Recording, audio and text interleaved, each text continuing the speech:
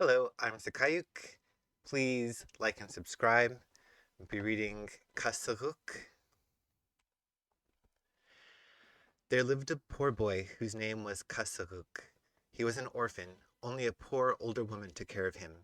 He lived in the entryway of one of the ice houses. He was a small boy because he was only fed food scraps after everyone else had eaten already. His clothes were patchy, for his mother was only given leftover and torn clothing to make their clothes from. Some of the kids his own age teased him until he'd run and hide to get away from them. Because he was poor, small, and wore rags, the family who lived in the ice house would mistreat him. Several of the men would reach down and make two hooks with their fingers and pull him by his nostrils and drag him outside of the house. They would laugh at his distress and how his face would be covered in frost. Kassaguuk became very upset one day. Some of the kids had been kicking him until he crumpled up into a tight ball. Once the kids left him alone, one of the men who lived in the ice house made his two fingers into hooks and stuffed Kassaguuk's nostrils to grab him and toss him back to the entryway wall next to his old mother. He hugged her tightly, nestling his head in her chest as he cried. She tried her best to comfort him, but he kept crying in the shadows. He could hear the people who had been mean to him and ridiculing him. Kassaguuk got up and ran out into the cold wind, away from the village. He ran upon the snow towards a mountain in the distance. At the base of the mountain, he yelled out in a weak, pitiful voice, "Lord of strength, come forth! Lord of great strength, answer me!" And in exhaustion, he collapsed onto the ground. Through his mental anguish, Kassaguuk sensed a majestic animal in front of him. It had the head of a seal, caribou antlers, the body of a moose, and the wings of an owl. "Lord, please help me," wailed Kassaguuk. "Why should I help you?" asked the Lord of Strength. "I need strength," sobbed Kassaguuk. "Climb up onto my antlers," said the great beast. Taking a deep breath, Kassaguuk slowly climbed up into the Lord of Strength's antlers. The beast let out a large bark, and it shook its head from side to side, rattling Kassaguuk. He closed his eyes and held on as tightly as he could to the antlers that he was surrounded by and lifted up by.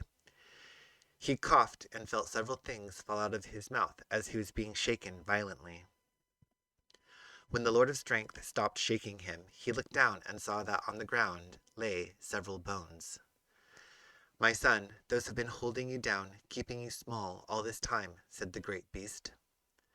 Kassaguuk felt a change in himself. His body felt less filled with garbage, and he felt a new sense of self-worth flowing through him. "If you wish to become strong, you must come to me every day," said the Lord of Strength. Kassaguuk went to see the Lord of Strength every day after that. The same thing happened each day he visited. The bones were numerous and looked old and gnarly.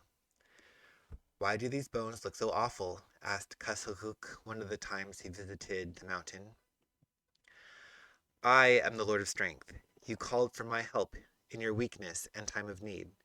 I chose to answer your call and meet your need. Those bones are all the negative words, all the actions that mean people took against you," said the great creature. "They have been inside you all this time, so I am getting rid of them." After about 3 months of Kassaguuk seeing the Lord of Strength each day, finally no bones came out of him when he was shaken.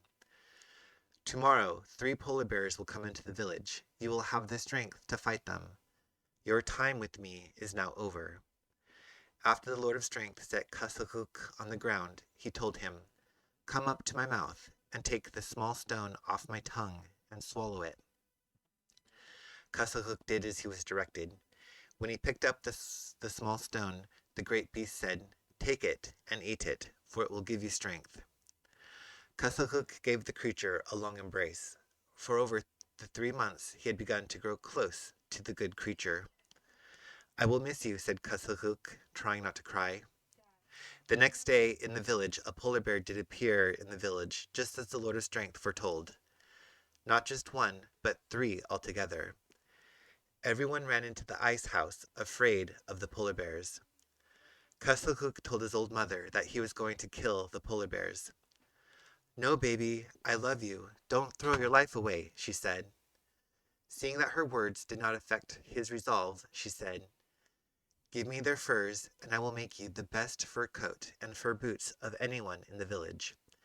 She said this with a false bravado, as she thought that Kassaguuk had given up hope and was attempting to end his own life. He picked up a spear and stepped out of the ice house. "Look, if the polar bears eat Kassaguuk, maybe they will leave us alone," joked the mean men who constantly made fun of him and mistreated him. Kassaguuk ignored them and slowly approached the closest polar bear. The sky was a thin pale blue, fresh snow lay on the ground. The polar bear stopped sniffing the ground to look at him. It let out a roar and started to charge at him. Kassaguuk held his ground as the polar bear charged at him where he stood. When it stood on its hind legs and lifted its front paw to swipe at him, he dug his heels into the ground and fearlessly struck at the rib cage over its heart. He could feel the rib cage break and one of the splintered ends pierce its heart. The polar bear fell lifeless onto the ground, its red blood melting the top layer of snow. Its death brought the two other polar bears to him. Both were upset that one of them had been killed and were filled with rage. Using his new strength, Kassaguuk quickly killed the final two bears. Now the whole village knew just how strong he truly was. "Give the skins to my mother. She has promised to make me new clothes," said he. The young women of marriageable age gave him positive attention for the first time. They promised to sew him beautiful clothes if he would marry them.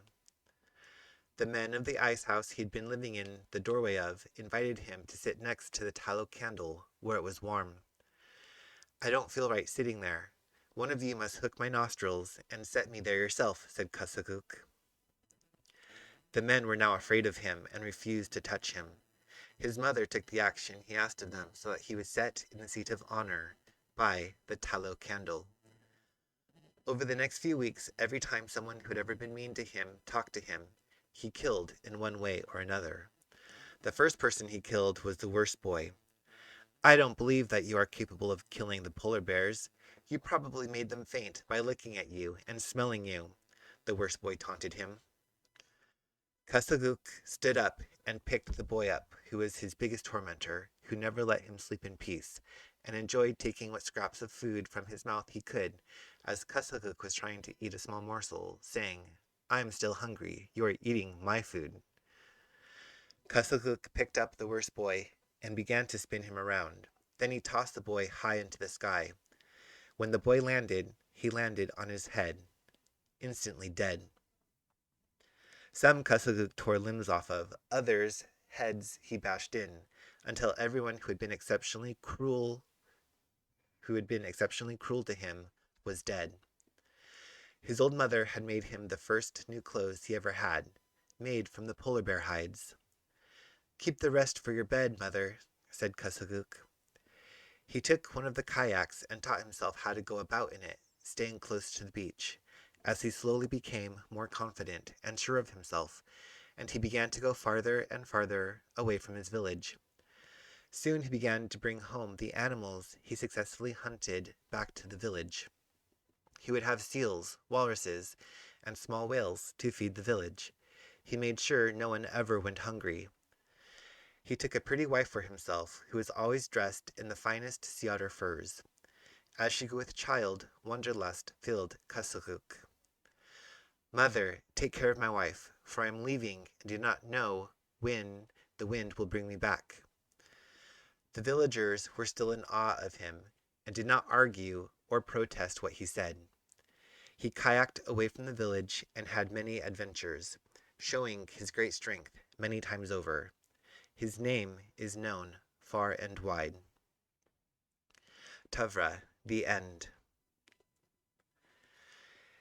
Thank you for subscribing, liking, and sharing my channel with people you think would like it also.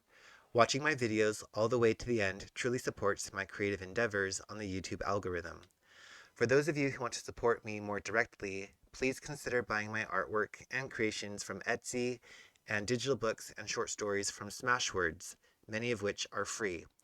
For anyone who wants to support me in becoming a full-time artist and content creator, please become a Patreon supporter. Thank you for considering it. Links, as always, in the description. Keep it indigenous, Kuyana and Chickenick. Thank you.